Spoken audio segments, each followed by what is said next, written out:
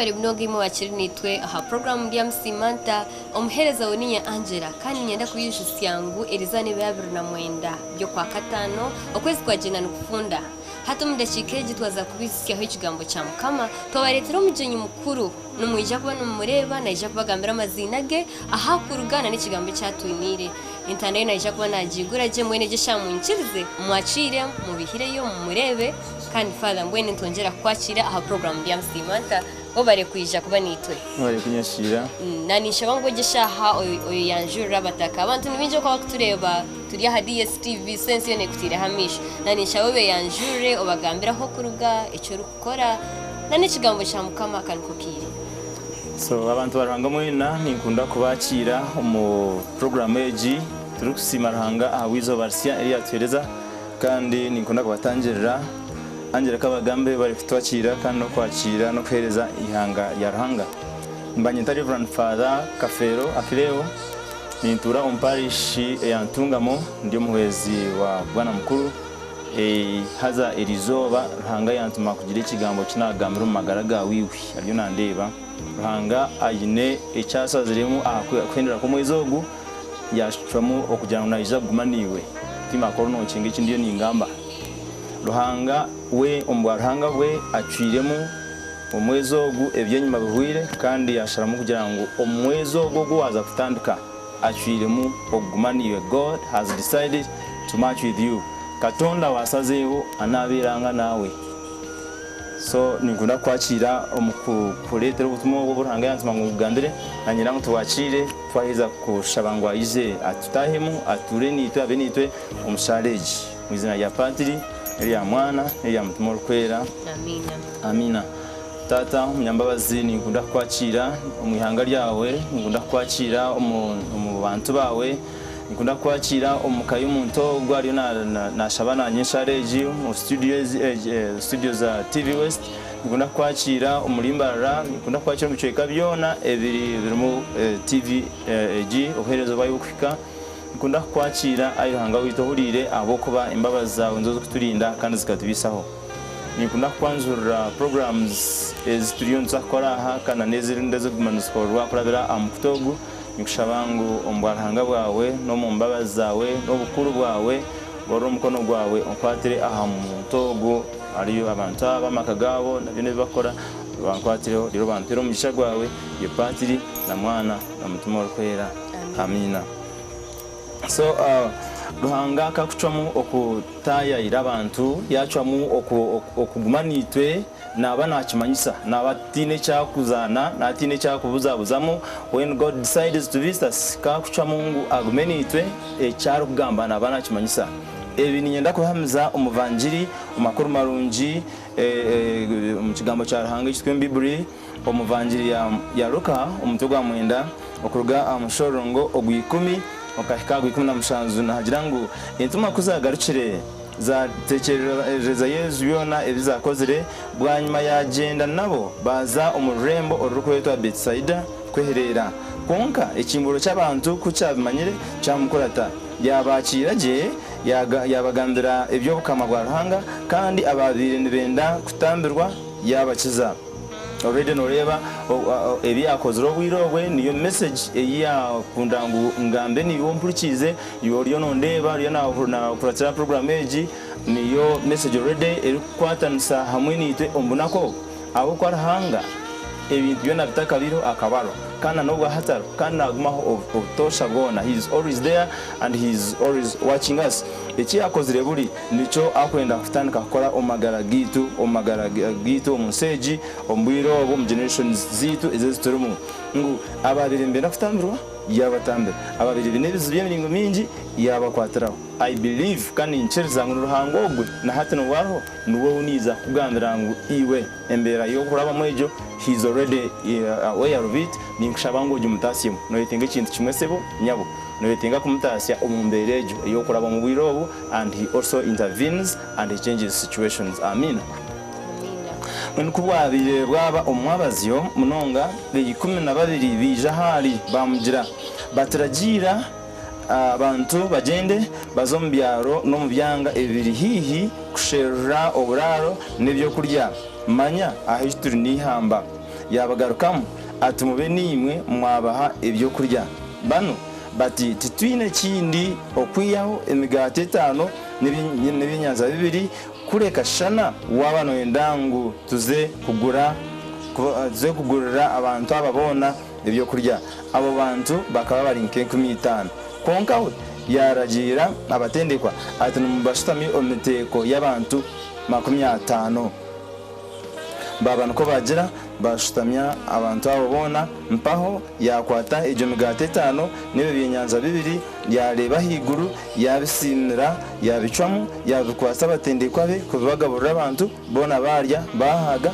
ko batorotiro buragarikira ubwasigireho bwizura ebitenga 12 already no rebangu embera y'abantu mwe nomwe we can be confused no basakuza ebinte bya ruhanga waza kubiteka mu logic na reasoning eyo mu mubiri no mu mutwe gwawe nibasa butafitingamo abatendeka bari mu batense bya sebo binga abantu bazegura ibyo kurya konka bonagama mubanze mubini mwabahereze ibyo kurya akane ndakubakebera umunda oba bamucenjire ninga bakiyumba panga umwe no mwingito kuturuko bitwaza binitata hata holi echo rukurabamo we ruhanga nakiriwo kukira kanda hastam yuto rukwasa dorukareo. That's why you know yemeroreba the darkness at the corner or eba confusion in the house or eba the fight or eba quarrels as you mwami ningo muchara, but God is somewhere in the darkness that you see. You simply need no itenga okwigura eteka teko byawo no itenga kwigura omutuma gwawe, for he does with the spirit, he does not do with the body. Abatende kwa bari mu nyumze mbozi ezabwira God is the God of history. He has no future, he has no past, but he is always God. When ruhanga tokuza mu nyumze mbozi za bwira manyimigati n'etano yonka we ayahangira igurness ari no bushobozi okwato emigati 5 na nibinyanza 2 akabiri sensi yona echo wano chakansa nuwe nga akutwegambira nombitu ashomerwa izoba ensi ekabanereba ngo abatendekwa nango even his close associates bakamba kireba ngo we yahu ngo ebintu tubiru kubasika konka we he starts with the little that we have and he multiplies it. No basako bondo olino laba omu condition ya scarcity. No basako oliya ohostamyaho no oliyo ense kunjirize wakikanka kisika. Simply let God reign. Lekaro hanga atejeke. Lekaro hanga atejeke niwo tambule waka safari. Lekaro hanga bitahimu na niwujirizi na rukwetegerezwa. Icheriza ruhanga bitahimu niwo kurebinde bikucengwa. Icheriza ruhanga bitahimu niwo orebe mpinduka. Haza nyinda kugamira mwine tata. Tinshonga ebyo kurabamo. Tinshonga what has happened, no matter the history, no matter what has failed, God is the parent. Ni ntangaro bwenje bwa ruhanga. Tokubasa it is amazing. Tokubasa kwate migate 5 umubwenje bwanje nka kafero. Ningo mbwenje bwa nka Angela. Tokubasa kwata imigate 5 kajisa nangwana na nabantu no bakoma 50 no bagirwanira babarika abanyakora ibi bagirwanira babarika abantu nk'abantu human beings. They cannot really benefit from it. Konka ombwenje bwa ruhanga nakoreka ngo migate 5 nagirisa abantu 15 nazo mba agarika sigazona balance arunda nebitenga 12 kandi cyo kutangaza atete 12 yo kambicira migate yabayine echo no kisoborota ombwenje bwa ruhanga. Ni nyenda kutera umuhingo mwine tata hoshitami, nyenda kutera umuhingo sebo nyabo aholi. Business nasako eri yone jena mpora yugura get aside and let God reign. No basakshango bundi akamotoka okine nkagenda kubininga sho bundi no yenda ka visa ninga no itenga kugira icyo watandika abana aturi mu cyumuro abana bari no bazako kumuruka oriyo no rimtaro ya 50 oriyo no ibuzo ko ragigabo abana se wa campus okakwatana no wa primary no wa nursery na no wa high school na ndagaruka ishomero konke mtaro zo 50 zitasi mu ruhanga wenka zitasi mu ruhanga and you see great surprises ogno mwaka ogurhanga wenka echwerire mbine tata okugumaniwe. Do you understand what I'm saying? Ruhanga ayechweriremu okugumaniwe kutandikira alinye tanchariyo Angela mwine tata kutandikira abantu mwena bari mbareba. God wants to start a journey of faith. God wants to start a journey of plenty. Nda kukanyisa ebintu bice ebitwine dero tukashemera umunsi yatangiye no manya Angela ruhanga kyabe nahanga ibintu ebi yabitanga yastamuka ba managers konkastana kaliterwa umukamori yatwara joy y'umuntu Angela yatwara joy y'omuntu imwe bantu bampurikiriza joy yawe ekakurwaho abo kuba stana kaitro mukamori abo botakumubarira yatwara ka joy kawa. God has created a productive person. Ruhanga kaba kuhangira ko muntu ubwenge abana bishomera abayimbande ruhanga tarakwangira ngo funika grade kataro ruhanga kaba kuhangira ngo niwo funika grade funika grade nongi nkeya banda bana obunda mubene mushoma nabo. Anyhow kuba ko bundo kozinika kubi tamwe hwire it is not the end. It is a comma in your life. Pick up your mat, pick up and take on a new step, take on a new challenge. A new time is coming ahead. Prepare with Jesus. Yicheza Yesu Kristo atahimu atambure niwe akwebembere rero oyizorebe empinduka. Kwiyaze futaho mu migate 5 after kana kashaki akubabere bineho yakakanyisa byakanya byababinji. Do you believe God can do this? Me I do. Ni kushaho ni yicheze as I do.